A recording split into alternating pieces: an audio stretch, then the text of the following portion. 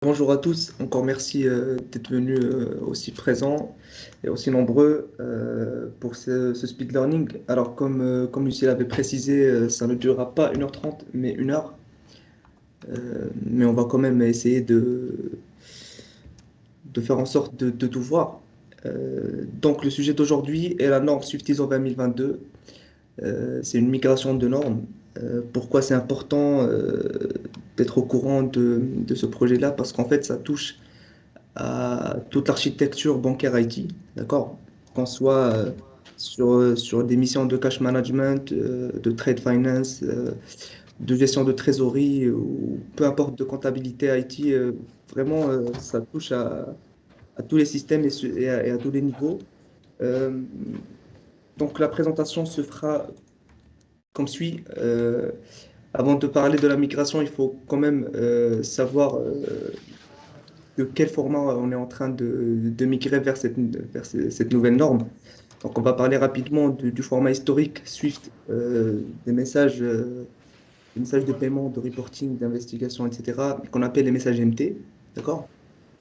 Après cela, on fera un focus sur ce que c'est d'abord la norme ISO 20022. Pourquoi est-ce qu'on adopte cette norme-là Alors déjà, première réponse, c'est surtout un sujet réglementaire, mais il y a bien sûr d'autres raisons plus logiques, plus techniques pour lesquelles on impose cette norme-là à toutes les institutions financières concernées. Euh, Après, on va rentrer un petit peu dans le détail technique, mais de toute façon, j'ai fait en sorte que ça soit compris par tout le monde. Pour qu'il y ait quand même une valeur ajoutée et puis on verra les nouveautés ces nouveaux messages. D'accord? N'hésitez pas à m'interrompre, n'hésitez pas à poser des questions. Bon, après, il y aura quand même quelques minutes à la fin pour poser vos questions, mais si on peut faire ça de façon interactive, c'est toujours mieux. Alors, les messages MT, c'est les messages historiques qu'utilise Swift dans toute l'architecture, ou plutôt toute la chaîne de paiement et tout ce qui va avec.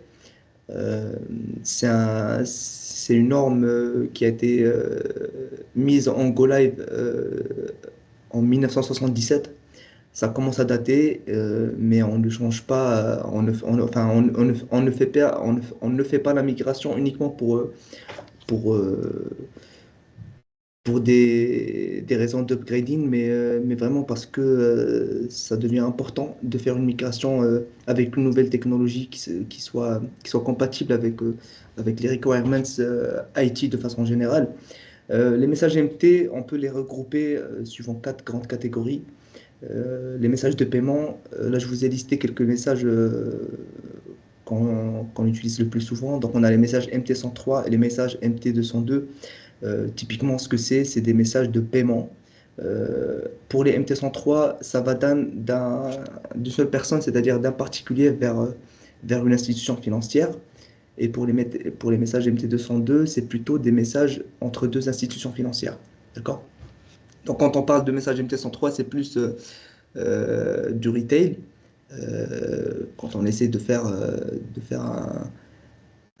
un virement, par exemple, sur le téléphone à quelqu'un. Et pour les messages MT202, là, pour le coup, c'est surtout pour des grands montants et pour des institutions financières. D'accord?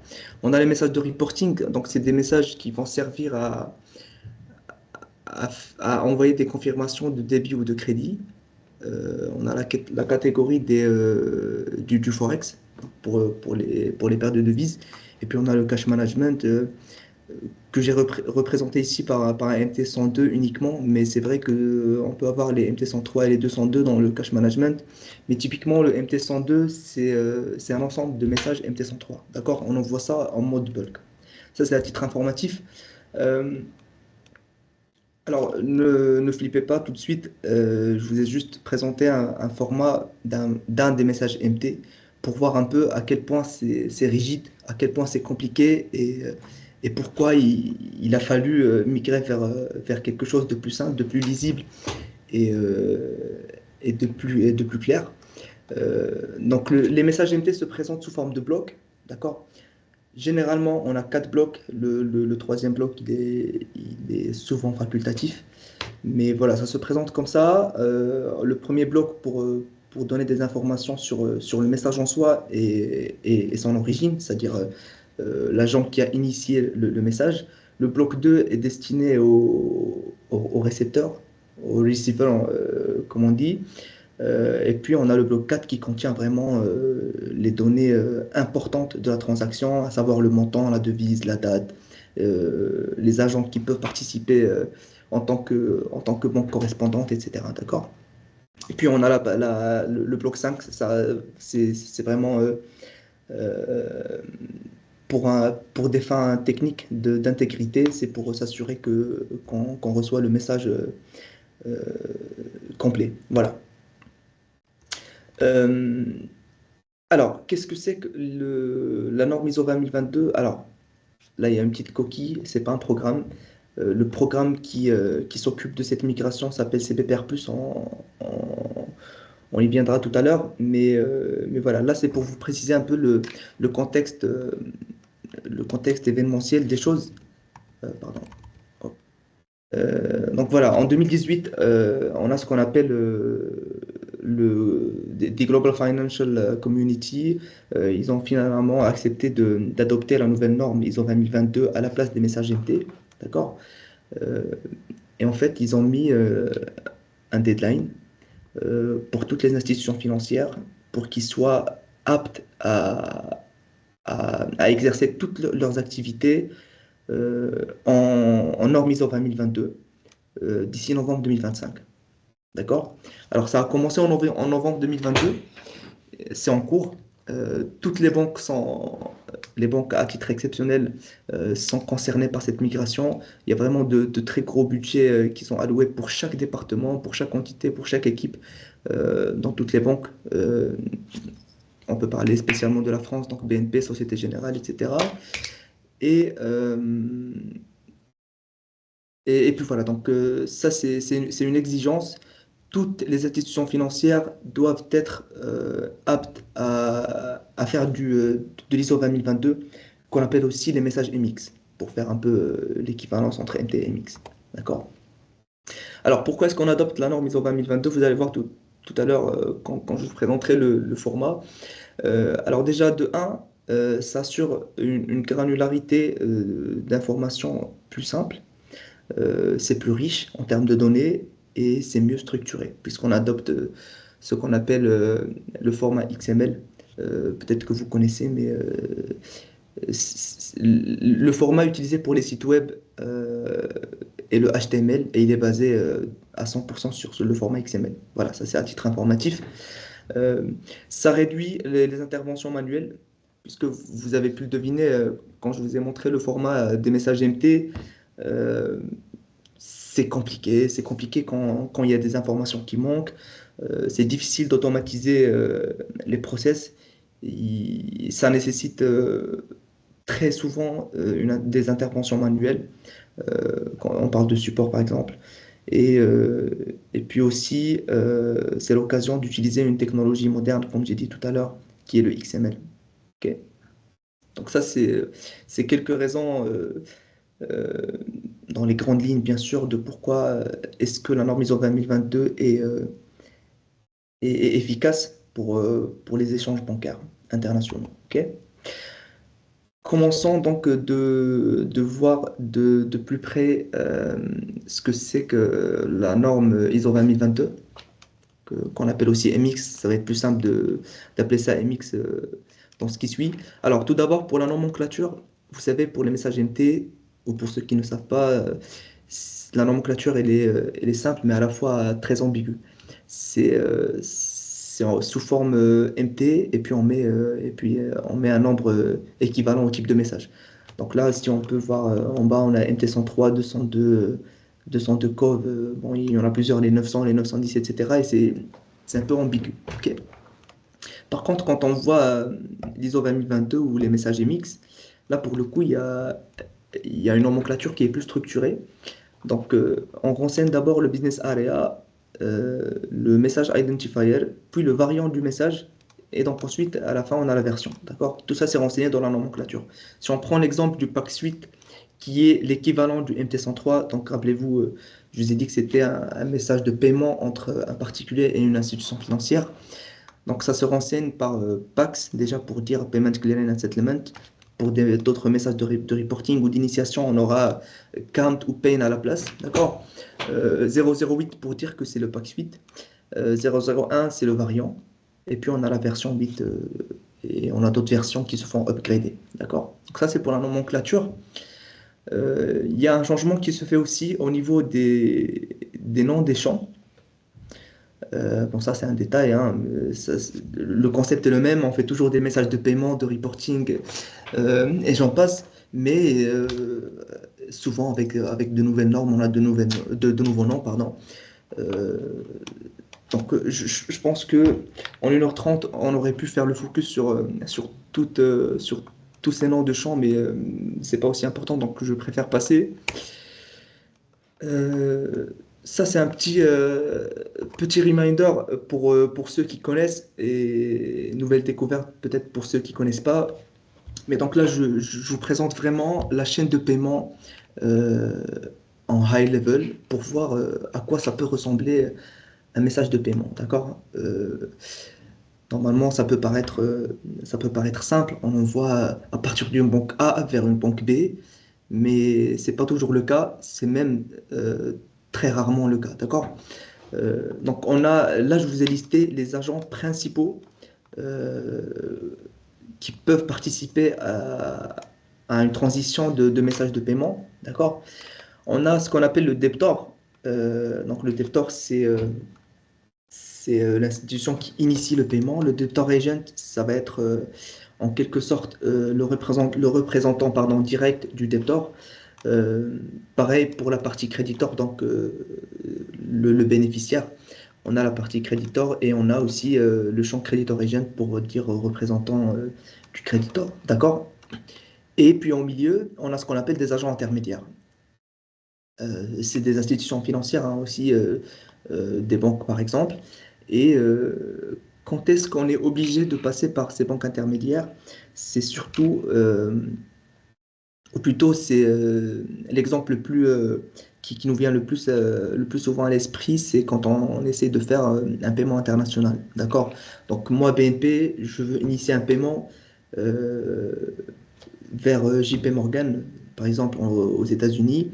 Il faut des banques correspondantes, il faut des agents intermédiaires pour faire passer le flux de messages. On ne peut pas avoir un canal direct entre le debtor et le créditeur, d'accord? C'est vraiment très rare.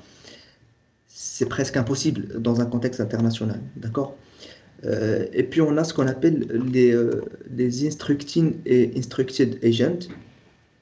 Là, pour le coup, qu'est-ce que c'est? C'est vraiment à une phase donnée de la chaîne de paiement qui fait transiter le message et qui va recevoir le message. D'accord? Je prends un exemple tout bête. Si on est dans la phase 1, c'est-à-dire on est ici, l'instructing agent, c'est celui qui va faire transiter le message, donc c'est le debtor. Et puis l'instructed agent, ça va être le debtor agent. D'accord? Vous avez compris la logique. Si on prend la phase 2, le instructing agent, ça va être dans ce cas-là la partie B, donc le debtor agent. Et puis le instructed agent, ça va être la partie C. Et puis ça continue jusqu'à ce qu'on arrive au creditor.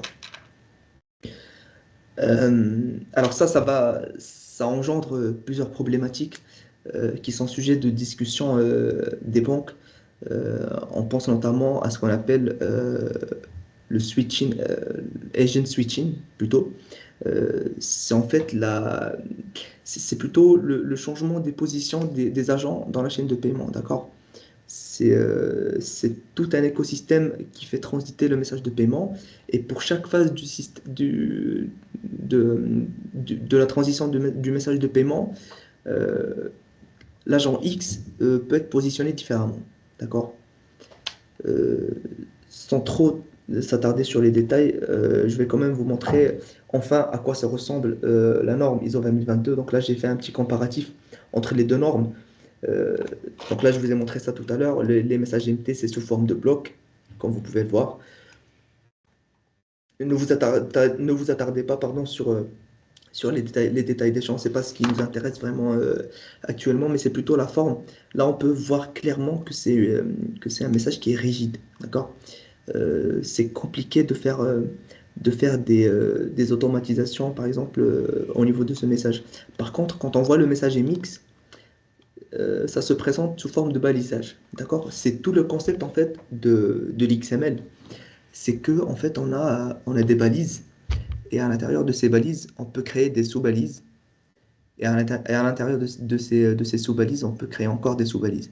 Et ça, c'est de façon indéfinie. D'accord? Euh, Qu'est-ce que ça nous apporte? Un, ça nous apporte la possibilité de renseigner un maximum d'informations, alors que pour les messages MT, on a souvent des problèmes de troncature de données, surtout quand on parle de champs qui sont longs en termes de caractères, comme les adresses, par exemple. Pour le coup, sur les messages MX, ça devient beaucoup plus simple, d'accord? Et puis même pour lire un message MX, c'est clair. Et ce qui est plus important, c'est que les automatisations deviennent plus simples, d'accord? Parce que le format XML, c'est un format qui est utilisé déjà depuis un bon moment pour les développements web, par exemple, de sites web. Donc, il y a beaucoup de librairies qui ont été créées, il y a beaucoup de systèmes de détection de balises qui ont été faits au préalable. Et donc, ça facilite beaucoup la tâche pour automatiser certains process, d'accord? Je donne un exemple simple. On a une phase dans la partie process des moteurs de paiement, par exemple, qu'on appelle l'enrichissement, d'accord? Typiquement, on a un agent, donc le créditeur par exemple. Rappelez-vous, le créditeur, c'est celui qui reçoit le message à la fin de la chaîne de paiement. Ce créditeur-là peut être renseigné dans le message grâce à son BIC. D'accord? Maintenant, nous, dans notre process interne, nous, je parle en tant que banque qui reçoit le message, euh, pour pour des buts précis dans la phase de process, moi j'ai besoin, certes, du BIC, mais pas uniquement. D'accord? J'ai besoin, par exemple, de connaître l'adresse de cet agent.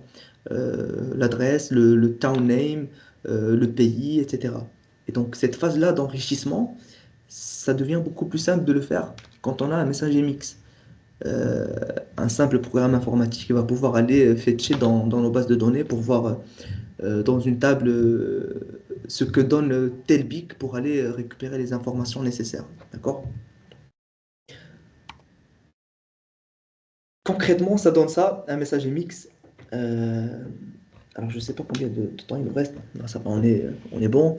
Euh, Là, je vous ai présenté uniquement la partie, la balise, la grande balise document. Pour info, c'est l'équivalent du bloc 4 que je vous avais montré pour les messages MT. D'accord? C'est le bloc qui contient le plus d'informations concernant la transaction en soi. D'accord? Et là, vous pouvez voir que c'est beaucoup plus simple. Euh, on a la possibilité de rajouter davantage d'informations. Déjà sur ce que Swift demande aujourd'hui, mais aussi sur ce qu'on peut être amené à développer de plus dans le futur. Si on a besoin, par exemple, si je vous prends euh, la balise Last Settlement Information et on a besoin de rajouter une autre donnée qui va mieux renseigner les informations de règlement, c'est plus simple. Voilà. Dès qu'on reçoit un requirement de la part de Swift sur sa plateforme standard, c'est plus simple de le développer, contrairement au message MT. D'accord? Je vous ai parlé tout à l'heure des problèmes de troncature de données. Là, je vous montre un exemple simple sur les champs adresses. Donc, si on regarde les messages MT, on a le champ 50K qui définit le deptor. Vous n'êtes pas obligé de tout mémoriser concernant les champs, mais vraiment, il faut uniquement voir ça de façon fonctionnelle. Quand on a un deptor, il est renseigné comme suit sur un message MT, d'accord? Euh, on peut avoir le numéro de compte, on peut avoir le nom, l'adresse, etc., d'accord? Et en fait, souvent, quand l'adresse, par exemple, elle est longue, on ne peut pas faire autrement, mais tronquer une partie de l'adresse. D'accord? Et ça devient vite compliqué pour les process. Si on regarde à gauche, les messagers mixtes, donc c'est ce que j'ai dit tout à l'heure, ça assure une granularité plus importante. C'est un système de sous-balisage. Et donc pour la partie adresse, on a chaque champ dédié pour chaque type d'information, euh, allant jusqu'aux street names, par exemple, le code postal, le pays, je vous en avais parlé tout à l'heure, le town name, etc. D'accord? Et donc ça assure une intégrité de données à 100%. Euh, voilà. Si on prend un autre exemple, juste pour que ça soit assez clair, on prend le champ 56 qui fait référence à l'agent intermédiaire 1 pour le coup pour les messages MX. Donc là, il est renseigné sur les messages MT à droite, il est renseigné avec un IBAN et avec un BIC. D'accord? Souvent, quand on regarde ça, on ne sait pas si ça c'est un IBAN. Alors oui, on peut le deviner bien sûr, mais l'idée c'est de ne pas laisser place aux devinettes. D'accord? Euh, Là, ça peut être un numéro de compte, je ne sais pas, ça peut être la concaténation d'un pic avec un numéro de compte. Bref, on s'en fout.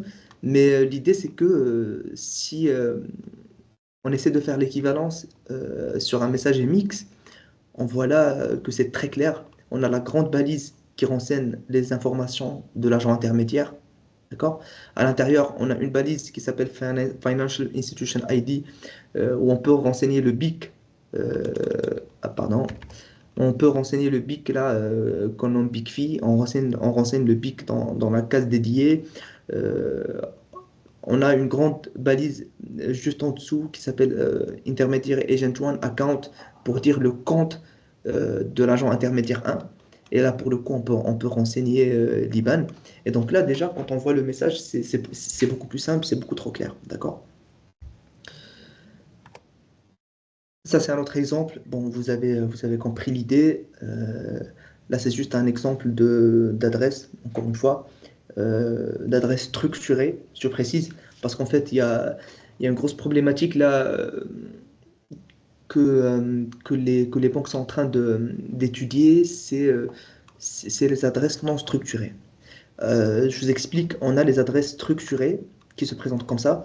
Donc, on a, pour un agent donné comme l'agent intermédiaire 1 ici, on a ce qu'on appelle la balise name, la balise postal adresse, et à l'intérieur, on a street name, on a le code postal, on a town name, etc. D'accord? Euh, Par contre, quand on a un message avec une adresse non structurée, ça ressemble à ça, sauf qu'à l'intérieur de la balise postale adresse, ce n'est pas ces balises-là qu'on trouve. On trouve typiquement ce qu'on appelle ADR line, c'est des lignes d'adresse, d'accord? Et le format ou l'information qu'on renseigne à l'intérieur, elle est libre, d'accord? Donc on va avoir des instances d'ADR line qui renseignent les mêmes informations. Donc, ce que vous êtes en train de voir ici, 7 pianos, 20 100, Milano, etc., mais sous forme de balise adresse line. Et ça complique la chose. Ça complique la chose parce que, justement, pour des fins d'automatisation, par exemple, c'est compliqué de le faire. On sait pas comment est-ce que c'est renseigné au niveau des balises ADR line. D'accord? Et donc là, normalement, les adresses non structurées ne seront plus prises en compte. Alors après, c'est pas le souci numéro un des départements qui s'occupent des migrations, de la migration ISO 2022, mais c'est quand même un sujet d'actualité. Ok. Euh, Là, je vous ai mis un use case, un cas d'usage d'un message MT103 pour que vous voyez à peu près à quoi est-ce que ça peut ressembler un cycle de vie d'un message de paiement, d'accord? Euh, je vais essayer de vous expliquer ça de la manière la plus simple possible. Donc, on a ce qu'on appelle l'originator. Alors, juste enfin, pour que vous restiez toujours en liaison avec les messages MX, tout ce qu'on est en train de voir ici, pardon, c'est l'équivalent de ce qu'on a vu tout à l'heure dans les messages MX. C'est-à-dire que ici, quand on voit beneficiary, c'est le nom qui est donné au bénéficiaire final dans les messages MT. L'équivalent, c'est le créditeur qu'on a vu tout à l'heure. D'accord? Donc c'est vraiment, c'est juste la nomenclature qui change, mais c'est le même concept, c'est les mêmes agents. Ok. Donc là, on veut initier un message de paiement à destination d'un bénéficiaire. Donc l'originator qui est le retail, qui est le client, va initier non pas un message MT103 parce qu'il a pas de fonds, c'est sa banque qui a les fonds. Donc il n'envoie pas un message MT103, il envoie plutôt un message MT101 qu'on appelle Payment Initiation Message. C'est pour demander à la banque d'initier un paiement vers tel client. D'accord? À ce moment-là, la banque, euh, excusez-moi, ça va être beaucoup plus simple avec un pointeur laser. Donc on a la banque de l'originateur qui va initier un message MT103 qui part vers le deuxième agent qui est le sending bank en passant par le receiving bank jusqu'au beneficiary bank. D'accord? À ce moment-là, la banque bénéficiaire va faire deux choses. Un, elle va initier ce qu'on appelle les messages MT900. D'accord? Les MT900, c'est des messages de confirmation de crédit ou de crédit. Pour cet exemple-là, c'est de crédit. Si on a des MT910, ce sera pour du débit. D'accord? Donc, quand la banque bénéficiaire, l'agent D, reçoit le message MT103, il faut dire à la banque qui a déclenché le paiement que, en fait, je vous confirme d'avoir bien reçu votre message MT103 de tel client, d'accord? Donc, on envoie un message MT900 à destination de l'originating bank, mais on envoie aussi ce qu'on appelle du reporting via des MT 910 ou même des MT 210, par exemple, au bénéficiaire final, d'accord? Donc ça, c'est un peu ce qui se passe sur un message simple allant d'un originator vers un beneficiary. D'accord? Pourquoi je vous montre ça? Alors, de un, pour ceux qui ne connaissent pas, pour voir un peu à quoi ça ressemble un vrai use case d'un message de paiement, mais aussi parce qu'il y a quelque chose qui change sur ce use case-là précisément, c'est juste un exemple, hein, au niveau des messages MX. D'accord? Donc, si on va regarder le pack suite, le cas d'usage du pack suite, c'est l'équivalent du message MT103. Donc, c'est un message de paiement euh, d'un particulier vers une institution financière. Donc, pareil, on fait un message d'initiation vers le debtor agent. Là, pour le coup, vous voyez que la nomenclature change, euh, qui est le PN001. C'est l'équivalent du MT101. D'accord? À ce moment-là, le debtor agent va faire transiter le pack suite via les agents intermédiaires. Donc là, ils sont masqués, mais vous voyez le concept. S'il y a un seul agent intermédiaire, ça passera par lui. Si on a deux, ça passera par les deux. Si on a trois, ça passera par les trois. Normalement, le maximum, c'est trois agents intermédiaires. D'accord? Donc, quand le creditor agent reçoit le pack suite, il va à la fois envoyer un PAX 2 et un CAMP 054. Je vous explique ça. Euh, En fait, le PAX 2, c'est un message qui renseigne le statut du paiement. Alors ça, on ne l'avait pas dans les messages MT. D'accord? On l'avait plutôt, mais uniquement pour les réponses négatives. On n'avait pas ça pour les réponses positives. D'accord? Donc déjà, ça sert à informer tous les agents, toutes les parties prenantes euh, du statut du message. Et à ce moment-là, on peut faire ce qu'on appelle le reporting via des CAM 054. D'accord?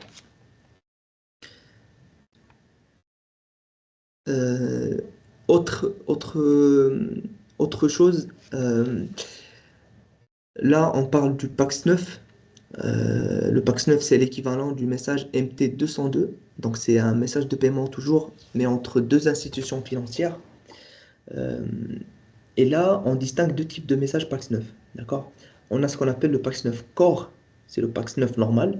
Et puis, on a le message PAX 9 COV de couverture, qui va servir à couvrir un message pack suite. Je vais vous expliquer ça juste après pour que ça soit clair. Mais ce qu'il faut retenir de ce slide, c'est que quand on avait les messages MT202, pour renseigner un message MT202 de couverture, euh, on avait les blocs qui sont définis et il fallait d'une manière ou d'une autre renseigner et préciser que c'est un message de couverture, mais aussi renseigner les informations liées au message de transfert de fonds. Parce que rappelez-vous, enfin, c'est un message uniquement de couverture, d'accord? Pour le Pax 9. Badr, excuse-moi, je prends en route. Je te pose la Oui, question tout de suite parce que c'est le sujet. Qu'est-ce que tu appelles un message de couverture? Peut-être que tu l'as déjà dit, mais là, je ne vois pas ce que c'est là. alors justement, alors je vais, j'avais anticipé ta question, donc je vous montre un petit use case d'un message de couverture, d'accord?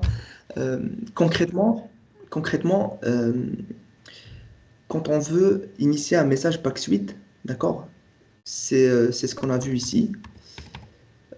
Ça transite généralement à travers tous les agents intermédiaires pour arriver au creditor agent, d'accord? Le problème, c'est en fait pour des cas particuliers, euh, quand il y a une multitude pardon, d'agents intermédiaires qui vont participer à cette chaîne de paiement, c'est plus simple d'alerter la banque bénéficiaire finale, donc le creditor agent, qu'il va y avoir un message PAC suite à une demande de paiement, d'accord?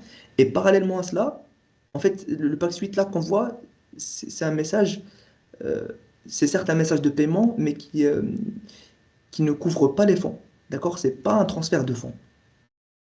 C'est à titre informatif. Et en parallèle à cela, vu qu'il y a plusieurs agents intermédiaires, on préfère utiliser en parallèle un PAX 9 de couverture, là pour le coup, pour faire le transfert de fonds.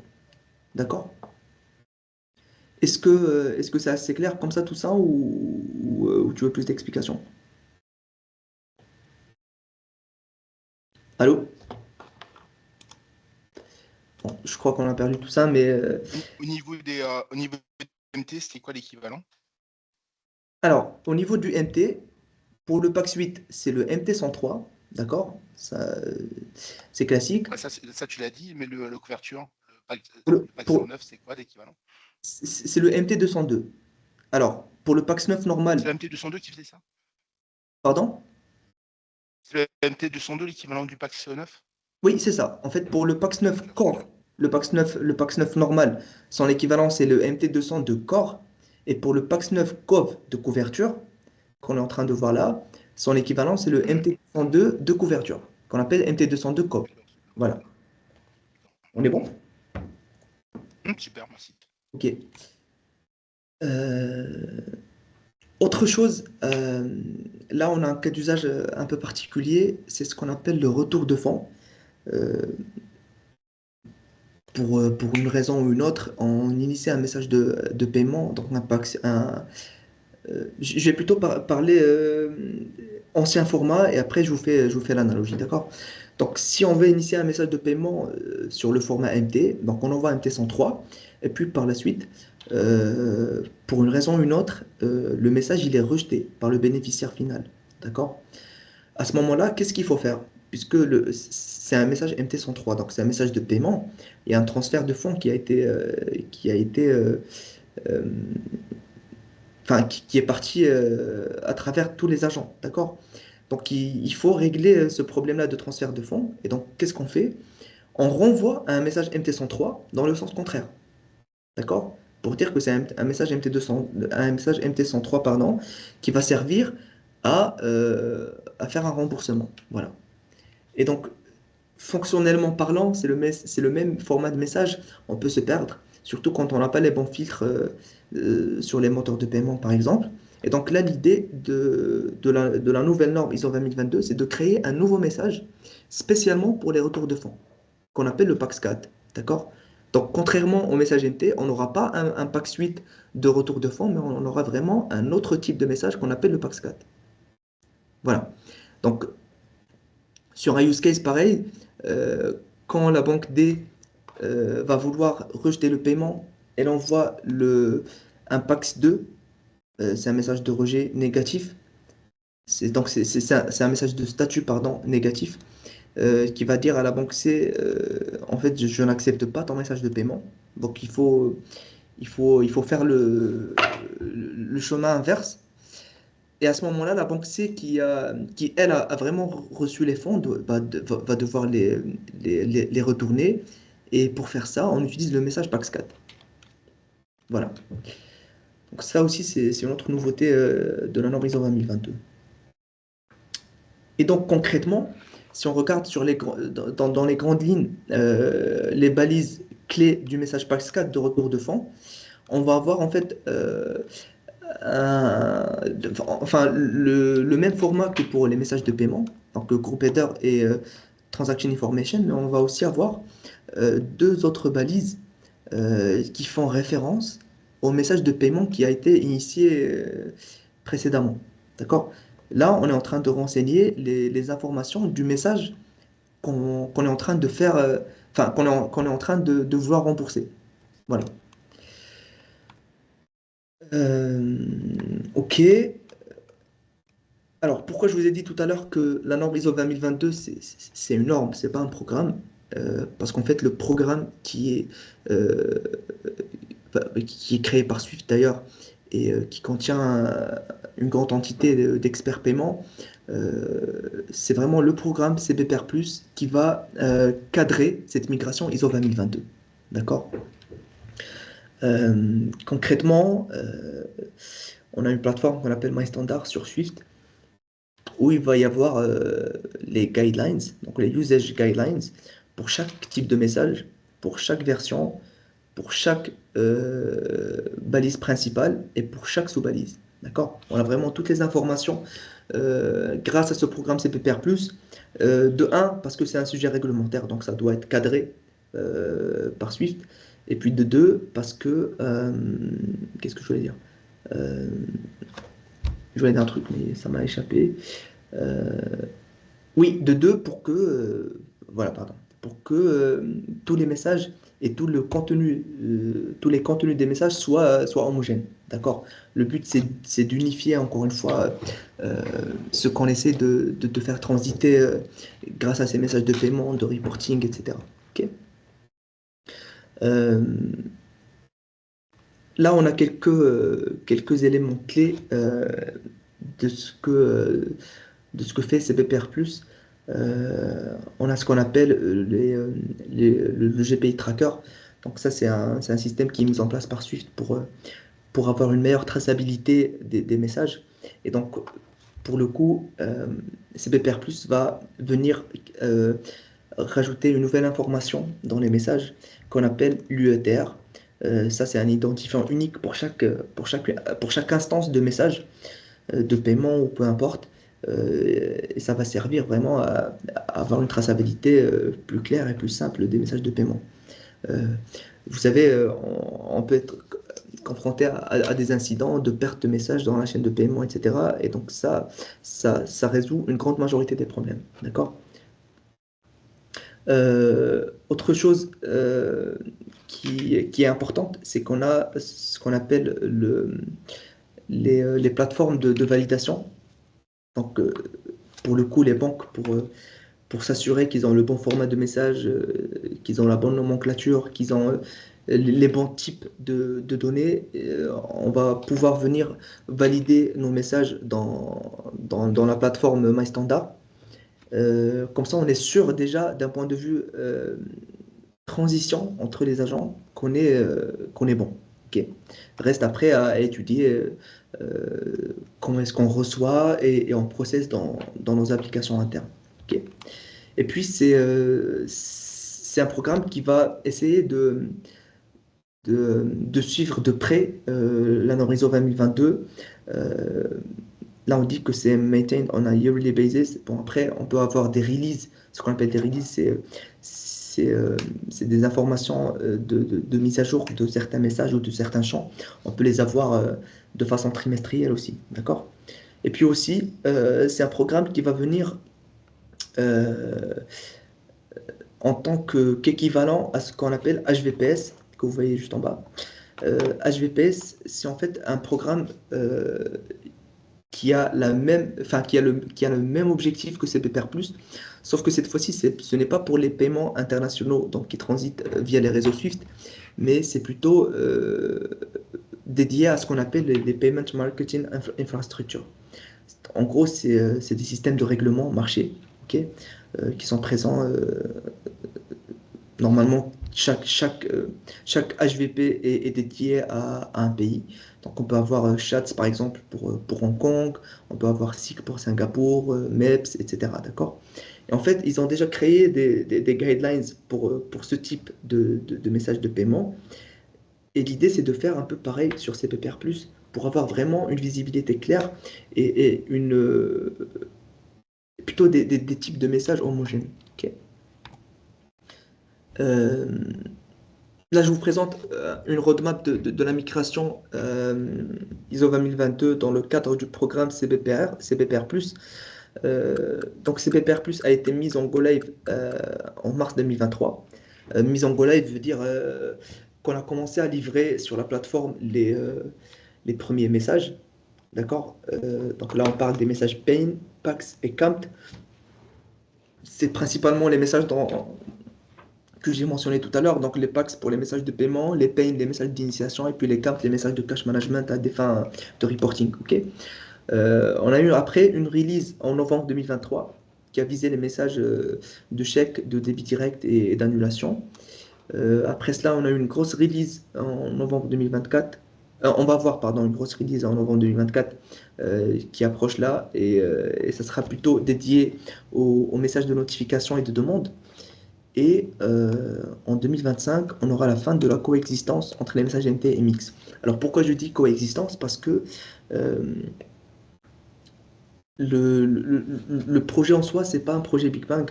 Donc c'est un projet qui se fait de façon incrémentale. Et en fait, on a une phase de 3 ans qu'on appelle phase de coexistence, qui a commencé en novembre 2022 et qui finira en novembre 2025. L'idée, c'est que les institutions financières soient aptes à envoyer et recevoir à la fois des messages MT et des messages MX. D'accord? C'est ce qu'on appelle la phase de coexistence. On ne peut pas d'un coup migrer vers la norme MX directement pour la simple raison, si on prend par exemple à titre d'exemple, bien sûr, BNP.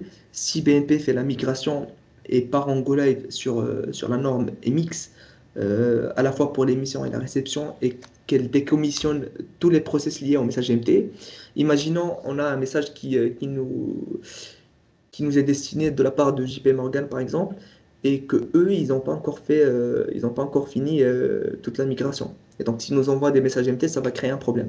Ok. C'est pour ça que c'est important de donner un temps suffisant à toutes les institutions financières pour faire la migration petit à petit.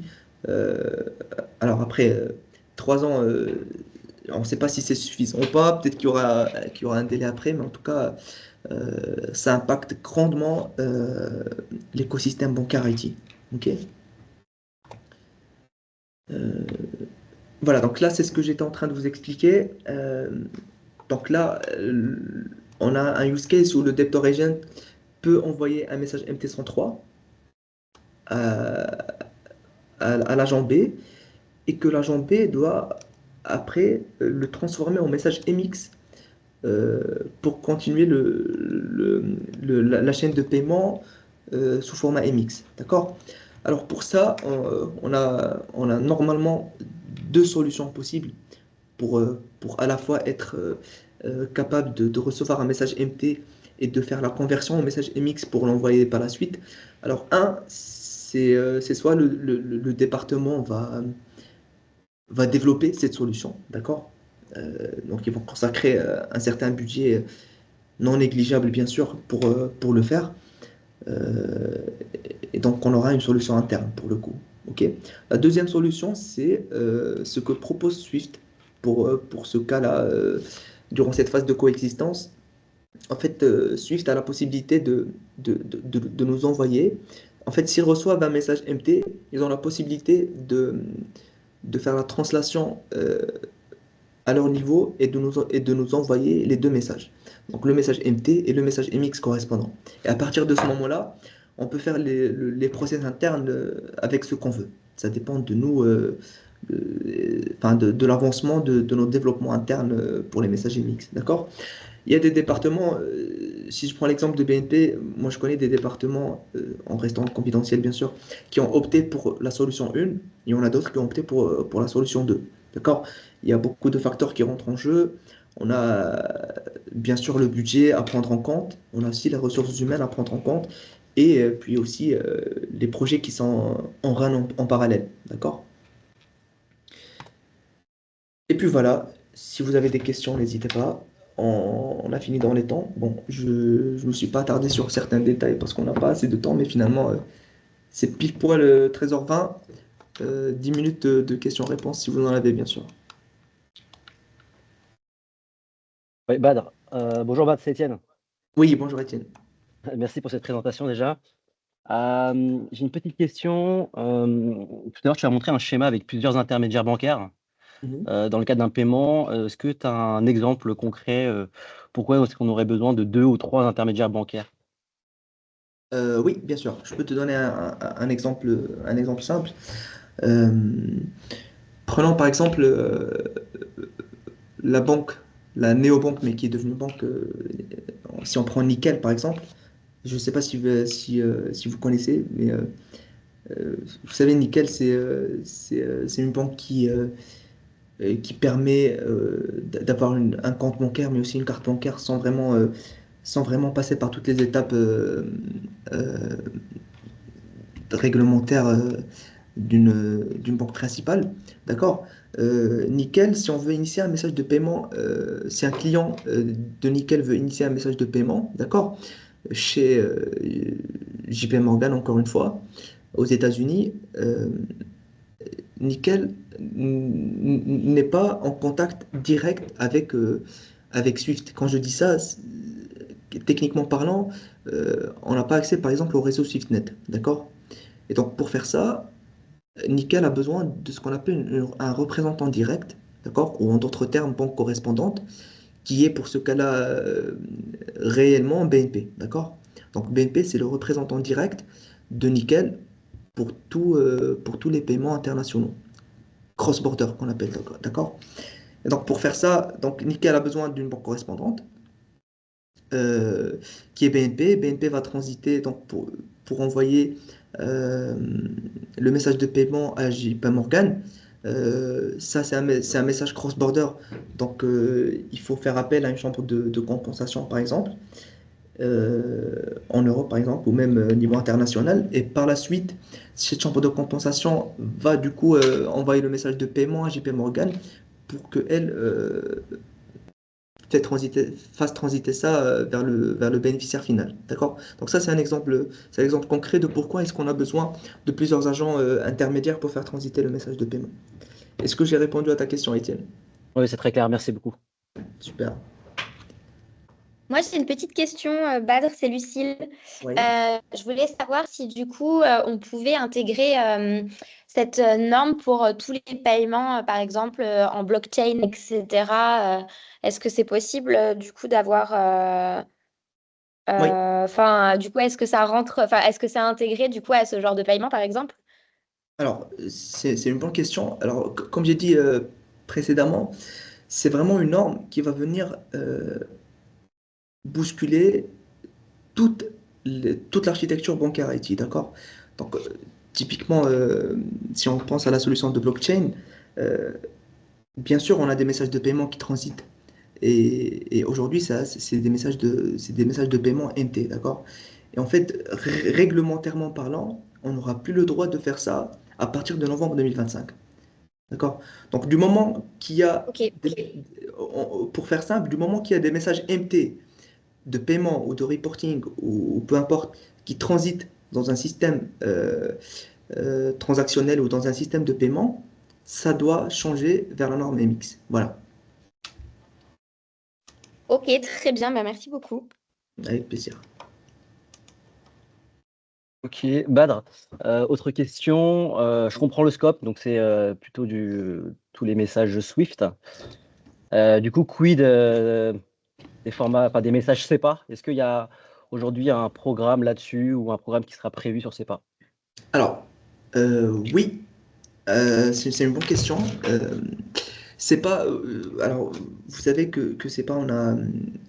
On a trois grands volets au niveau des messages de paiement. Donc, on a le SCT, c'est pas crédit transfert. Le SDD, c'est pas direct debit pour, pour les prélèvements. Et on a le SCF. OK? Alors, c'est pas. Quand on parle de ces trois volets, c'est des volets qui sont toujours en cours, d'accord? C'est des volets que les banques sont en train d'implémenter.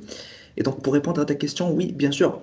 Mais après, ce qui est simple pour, euh, pour le monde, c'est que déjà, on est en train de faire la migration vers les SCT, SDD, SCF, d'accord? Et donc, concrètement, ça va être des messages MX, bien sûr.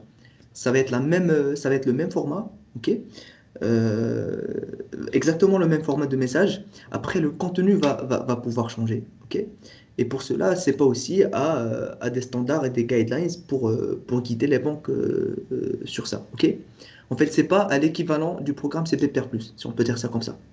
Et typiquement, ce qui va changer entre programmes, entre le programme CEPA ou CPPR+, ou même HVPS+, pour les systèmes de règlement, c'est uniquement les requirements pour chaque champ. Exemple simple, si CPPR+ dit que pour chaque agent, on est obligé d'avoir le BIC qui est renseigné, les guidelines CEPA peuvent dire, par exemple, c'est pas vrai, hein, mais je vous donne juste un exemple. euh, Côté CEPA, on peut dire, en fait, on s'en fout du BIC. Moi, ce qui m'importe, c'est vraiment le nom de l'agent, son adresse structurée, avec un renseignement du pays et du code postal, tu vois. Mais globalement, c'est les mêmes formats de messages et c'est aussi réglementaire. Voilà. Super. Et on a une deadline réglementaire ou pas, justement, sur ces messages-là? Oui, alors tout est prévu pour novembre 2025. À novembre 2025 aussi. Ok, Voilà. merci. Voilà. Vous avez une autre question? D'ailleurs, Étienne, tu peux peut-être nous dire s'il y a beaucoup de projets, notamment la BNP, ou éventuellement si d'autres business managers autour de cette problématique de migration, parce que ça se rapproche rapidement là-bas, hein, Ah oui, oui, oui. cette Alors, date fatidique là, du novembre 2025. Alors, si je peux répondre Pardon, rapidement, ouais. euh, déjà sur mon ancienne mission, c'était du cash management, d'accord? Donc, c'était le domaine du cash management. Et le grand projet qui était d'actualité, c'était la migration vers la norme MX. Et donc là, aujourd'hui, je suis sur une mission euh, à caractère global market plutôt que du cash management. Et on en trouve partout ici. En fait, tout, euh, tous les projets, aussi petits qu'ils soient, aussi grands qu'ils Sur de soient. la migration en bas, sur de la migration ou autour de la migration. C'est vraiment de la migration, les Ah oui, sujets oui, dont tu parles. oui, oui, bien sûr. En fait, D'accord. pour te donner un exemple simple, euh, aujourd'hui, pour faire une migration d'un data warehouse vers un autre, on a des fichiers qui sont envoyés au département lutte contre l'anti-blanchiment d'argent. Et pour le coup, ces messages-là qu'on reçoit, c'est des messages de paiement, d'accord? Qui peuvent être dénotés avec des trades, par exemple. Et ces messages-là de paiement, c'est des messages MT. Donc, le département AML va aussi devoir réaliser cette migration-là. Ce n'est pas que les moteurs de paiement, c'est vraiment toute application interne à la banque, que ce soit des applications global market, que ce soit des data warehouse, que ce soit des moteurs de paiement, des systèmes de facturation, d'investigation, vraiment tout ce qui touche au schéma interbancaire. Donc Super oui, intéressant. je peux dire qu'il y a, en tout cas, toutes les banques sont concernées par ça. Il y a beaucoup de projets sur la norme ISO 20022. Et ce qui est bien aussi, et pourquoi il faut être au courant de cette migration-là, c'est parce qu'en fait, pour la simple raison, à partir de novembre 2025, on ne parlera plus des messages MT. D'accord? Donc, si on veut réaliser une mission dans n'importe quel département, pour n'importe quelle fin financière, on est obligé de connaître les messages MX. Voilà.